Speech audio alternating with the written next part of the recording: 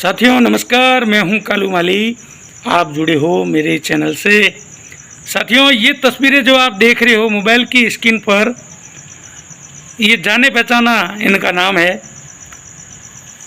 नवल किशोर लीलावत है। ये नवल किशोर लीलावत अभी जो कोर्ट परिसर है, कोर्ट परिसर में जो इनका चैम्बर है, वहाँ बेंच के ऊपर सो रहे हैं, आंखें बंद है और सो रहे हैं। सुबह 9 बजे से लगातार धरने पर है, ये भूख हड़ताल पर।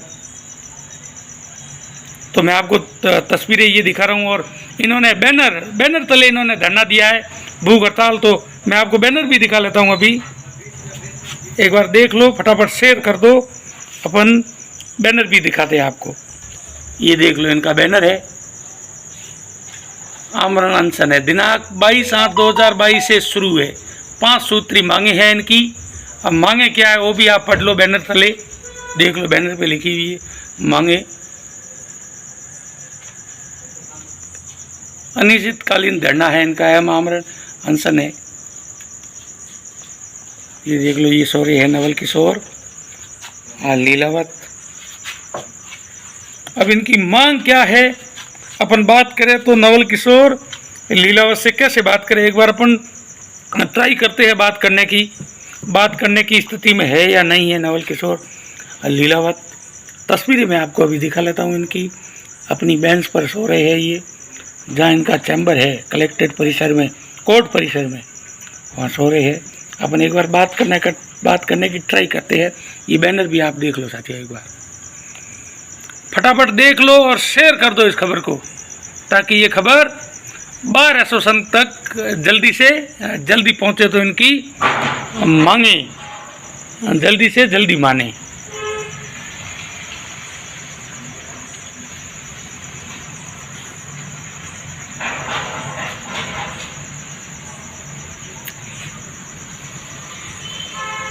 सर, कलेक्ट्रेट परिसर में आप धरने पे क्यों सो रहे हो? नवल जी, हेलो नवल जी, तो क्या मांग है आपकी, क्यों सो रहे हैं यहाँ पर धरने पर? देखिए सर, मैं अभी जहाँ भूख हड़ताल बैठा हूँ, वहाँ मेरे जस्ट सामने जिला कलेक्टर कार्यालय है।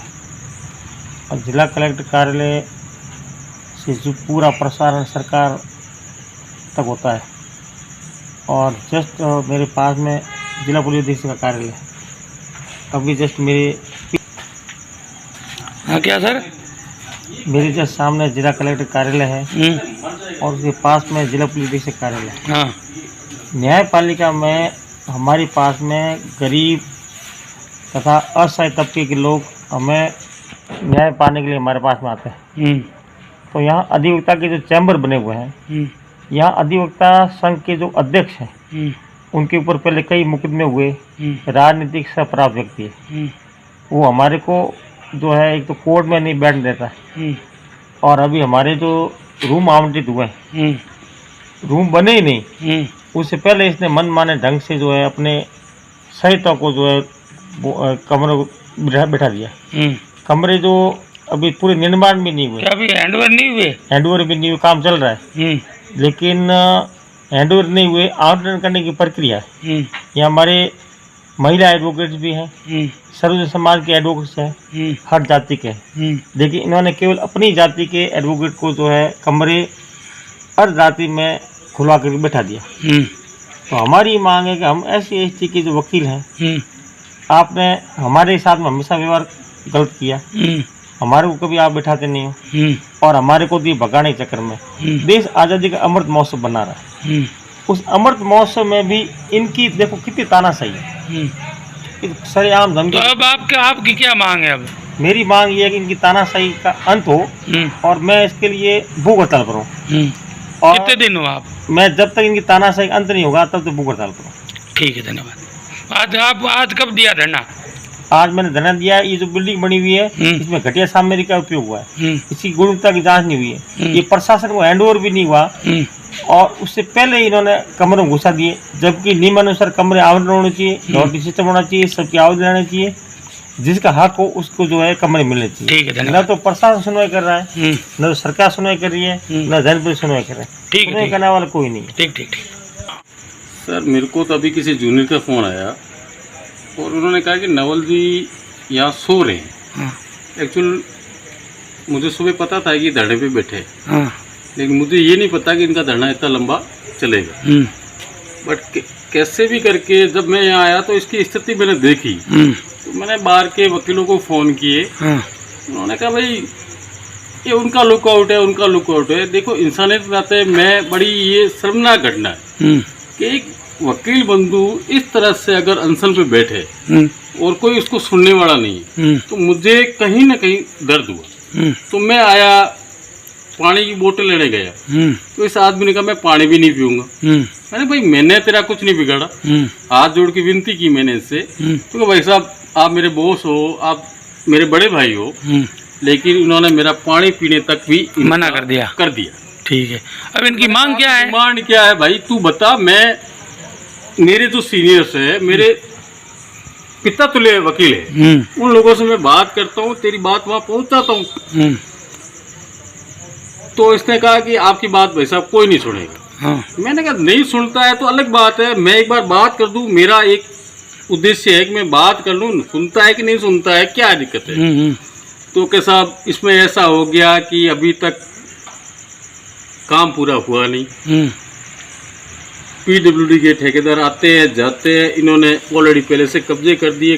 और एक लॉ है और फैक्ट लॉ है कि जब तक कोई भी प्रशासन के द्वारा जो कार्य होता है, जिस चीज को अपन बढ़ाने के लिए देते हैं उसको हैंड ओवर कर दिया जाता है। भाई एक बिल्डिंग बनी है, उस बिल्डिंग का क्या मटेरियल लगा वो तो बात का इश्यू है। हालांकि इनकी भाई की मांग वाजिब है, मैं इसको गलत नहीं मानता। इसकी गुणवत्ता की बिल्कुल जांच होनी चाहिए, क्योंकि इसमें कोई अंदर भी बता देगा कि इसमें क्या लगा है, मटेरियल लगा है। उसके बाद इन्होंने कहा कि भाई इसमें वकील ऑलरेडी अंदर घुस गए। तो मैंने कहा ये तो सरासर गलत हुआ है, आप की बात है, आप मुझे बताओ। मैं मेरे सीनियर्स एडवोकेट से कहता हूँ, मैं उनसे हाथ जोड़ के विनती करूंगा, आप जरूरत पड़ी तो कलेक्टर साहब के पास ही अपन चलेंगे। लेकिन ये इस बच्चे की कोई किसी ने बात नहीं सुनी।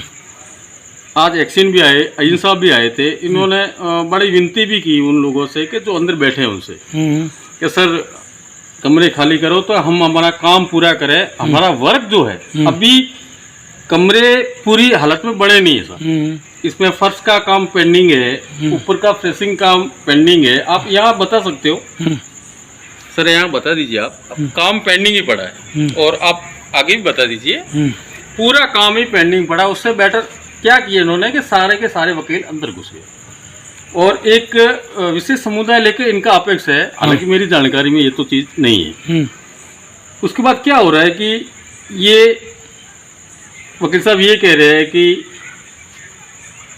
हमारे को जानकारी दिए बिना यहाँ एक हमारे एक हम वकील परिवार से बिलोंग करते हैं, जहाँ हमारे अध्यक्ष साहब से बड़ा हम चुनते हैं, हम लोग चुनते हैं, तो हमारे को बड़ा बिलीव होता है, उनके विश्वास होता है कि कहीं ना कहीं हमारे साथ अन्याय नहीं करके हमारे साथ न्याय करेंगे, क्योंकि चुनते हम लोग हैं। किसी जाति विशेष को देख के ये पता नहीं क्या जताना चाहते हैं, मेरी समझ से परे। उसके बाद ही मैं इन चीज़ों से बड़ा दूर रहता हूँ, मुझे तो कोई रूम नहीं चाहिए साहब। उसके बाद इस बच्चे ने ये कहा कि साहब मैंने इनकी गुणवत्ता की जांच के लिए ये कहा, कभी मैंने ये कहा, तो मेरी कोई बात इन्होंने नहीं मानी। हालांकि प्रशासन भी पता नहीं क्यों कमरे हालांकि अभी बने नहीं है, ना इसको किसी ने हैंड ओवर किया है। सबसे बड़ा दायित्व बनता है ठेकेदार का, जो ये कंस्ट्रक्शन करवा रहा है, उसका दायित्व बनता है पीडब्ल्यूडी से कि उस ये कॉन्ट्रैक्ट पूरा होने के बाद इन रूमों की चाबी वो उनके हवाले करे, पीडब्ल्यूडी के हवाले करे। पीडब्ल्यूडी का दायित्व बनता है कलेक्टर साहब को सुपुर्द करे, और कलेक्टर साहब का एक ऑर्डर बनता है, दायित्व बनता है कि वो फिर हमारे बार अध्यक्ष को चाबी सुपुर्द करे। फिर बार एसोसिएशन का ये बनता है कि बार जिसको, हालांकि हमारे जहाँ तक मैं भी 15 साल से वकालत कर रहा हूँ सर, हमने तो ये सुना है, हालांकि मैंने देखा नहीं कभी कि इन्होंने ये हमारे को तो ये पढ़ाया और हमारे को ये सिखाया कि भाई हम तो सीनियरिटी और जूनियरिटी के हिसाब से कमरे आवंटन करते हैं। तो कम से कम इन कमरों में तो सीनियरिटी जूनियरिटी मेरे को नहीं दिख रही, क्योंकि मैं भी 15 साल से वकालत कर रहा हूँ। मैंने मेरे से जूनियर अंदर घुसते हुए देखे हैं। मैंने भी मेरे अध्यक्ष महोदय से बात करने की कोशिश की तो मुझे कोई सकारात्मक जवाब नहीं मिला। और अपने को तो भाई देखो ऐसा है कि वकालत करनी साहब कहीं भी कर ले।